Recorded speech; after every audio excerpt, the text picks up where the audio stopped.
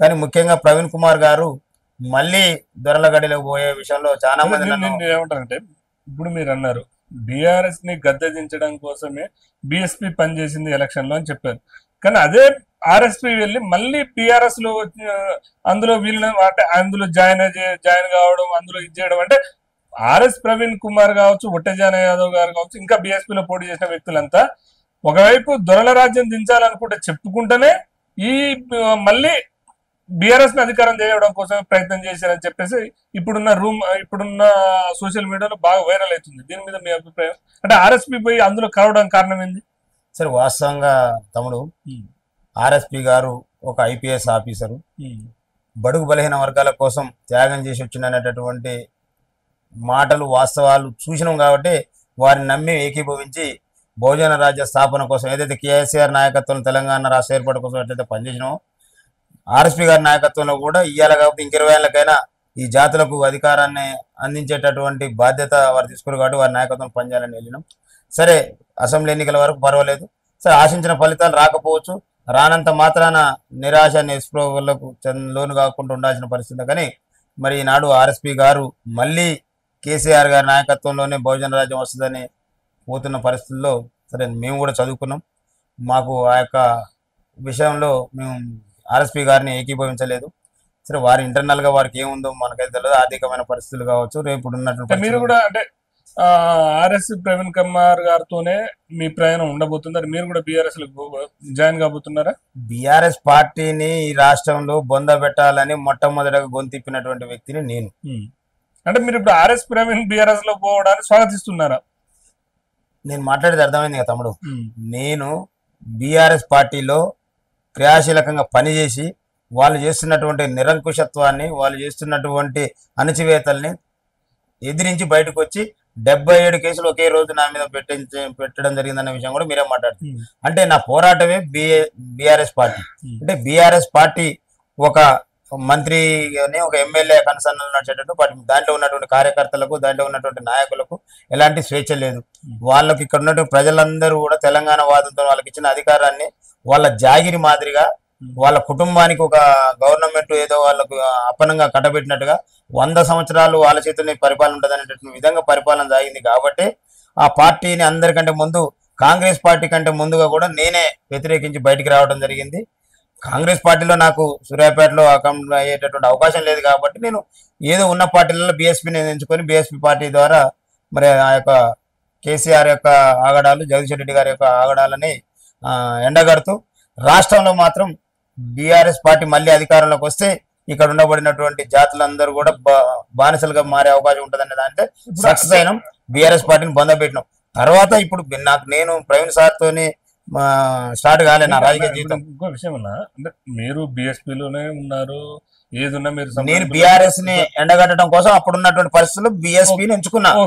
బహుజన party ఎంచుకున్నారు. మీరు బీఎస్పీలో పోటీ చేసినారు, బహుజన వాదాన్ని వినిపించినారు, దొరల మీద పోరాటం చేసినారు. అది ఒక భాగం. అయితే ఆర్ఎస్పీ ఇప్పుడు ఎలక్షన్ లో వెళ్ళిపోయినప్పుడు మీతో పాటు ఎలక్షన్ తర్వాత వెళ్ళిపోయే పొత్తు జరిగేటప్పుడు కావచ్చు, అదే విధంగా బీఆర్ఎస్ లో జాయిన్ అయినప్పుడు మీతో సంప్రదించారా? మీతో మాట్లాడారా?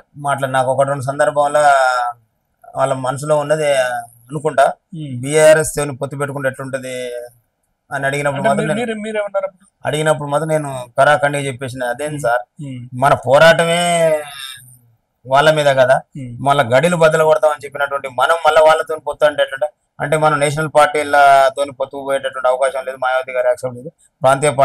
ప్రాంతీయ పార్టీలతో పోవాల్సి వచ్చినా ఆర్ఎస్పీ గారు ఆర్ఎస్పీ గారు బీఆర్ఎస్ కావచ్చు అదే పొత్తు చేసేది బాగానే బీజేపీ వ్యతిరేకించింది, బీజేపీ దీన్ని ఏదో ఖండించింది, బీజేపీ కుట్ర పన్నిది అని చెప్పేసి ఆర్ఎస్ ప్రవీణ్ మాట్లాడారు. అందులో బీజేపీ ఏమైనా ఎంటర్ అయ్యి దీన్ని ఏమైనా భగ్నం చేసే విధంగా చేసిందా? అంటే నేనేమంటానంటే ఆర్ఎస్పీ గారు అనేది ఏంటంటే బీజేపీతోని ఇంటర్నల్ ఉంది, బీజేపీతో ఉందన్నమాట వాస్తవం కదా. ఇంతకుముందు ఉత్తరప్రదేశ్ లో వాళ్ళు కలిసి ప్రభుత్వాన్ని ఫామ్ చేశారు కదా. బీజేపీకి బీఎస్పీకి అంతకుముందు అండర్స్టాండింగ్ మనకు తెలియని విషయం కాదు. సరే, అందులో ఏంది ఇక్కడికి వచ్చేసరికల్లా ఇక్కడ తెలంగాణ మన శత్రువు అధికారంలో 10 ఏళ్ళ నుండి ఈ జాతుల్ని అనగదొక్కినటువంటి వ్యవస్థ బీఆర్ఎస్ పార్టీ.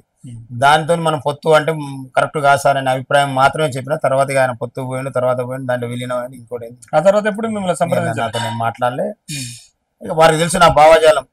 ఇక్కడ జరిగింది బీఆర్ఎస్ కు వ్యతిరేకంగానే జానే బయటకు వచ్చి పోరాటం చేసిండు కాబట్టి బీఆర్ఎస్ తో కలుస్తానికి రమ్మని నేను అడిగినా అతను యాక్సెప్ట్ చేయడం అనేటటువంటి వాస్తవాన్ని తెలుసు కాబట్టి బీఆర్ఎస్ అభ్యర్థి అయ్యిండు, బీఆర్ఎస్ లో చేయండు, నాగర్ కర్నూలు పోటీ చేస్తుండు. ఆయన మీద మీ కామెంట్ ఏంది? ఆర్ఎస్ ప్రవీణ్ గారి మీద నేను వారి గురించి కామెంట్ చేసేటటువంటి ఏం లేదు, వారి అభిప్రాయం. అన్న బిఎస్పీ అనేది ఒక నేషనల్ పార్టీ. ఇప్పుడు బిఎస్పీ నేషనల్ పార్టీ ఉంది, మాయావతి దాని ప్రెసిడెంట్ గా ఉన్నారు, పార్టీ మొత్తం ఉన్నది. మరి మీ ఆర్ఎస్పీ పోయి బీఆర్ఎస్ లో కలిసింది, మీ ప్రయాణం బీఎస్పీతోనా? నెక్స్ట్ బీఎస్పీ రాష్ట్ర అధ్యక్షుడు మీరేనా? చూద్దాం, ఇక మేము బీఎస్పీని పట్టుకొని ముందుకు పోవాలన్నా ఈ జాతుల కోసం. ఇంకా మాకు ఈ రాష్ట్రంలో అనేక రకాల పార్టీలు ఉన్నాయి. సరే, ఇప్పుడున్న పరిస్థితుల్లో మనం ఇప్పుడు అధికారంలో ఉన్నటువంటి కాంగ్రెస్ పార్టీని కూడా విమర్శ చేసే పరిస్థితులు లేదు. రేవంత్ రెడ్డి గారికి ధనిక రాష్ట్రంగా చేతిలో పెట్టిన తర్వాత దరిద్ర రాష్ట్రంగానే ఇవాళ అప్పుల రాష్ట్రంగానే కేసీఆర్ గారు రేవంత్ రెడ్డి గారికి ఉపయోగపడడం జరిగింది. వాళ్ళ 100 రోజుల పాలనలో వాళ్ళ ప్రయత్నాలు వాళ్ళు చేస్తారు. చూద్దాం, ఇంకా ఈ బహుజనుల పక్షాన బహుజనులకు జరగాల్సినటువంటి మేలు జరగకపోతే ఆ రోజు బీఎస్పీ నుంచి ముందుకు పోయి పోరాటం చేయాలన్నా ఇంకేదన్నా ఆల్టర్నేటివ్ చూస్తే ప్రస్తుతం అయితే ఎలాంటి ఆలోచన లేదు. ప్రస్తుతం ఉన్నటువంటి ప్రభుత్వం చేస్తున్నటువంటి పనిని ఫాలో చేస్తా ఉన్నాం, అబ్జర్వ్ చేస్తా ఉన్నాం.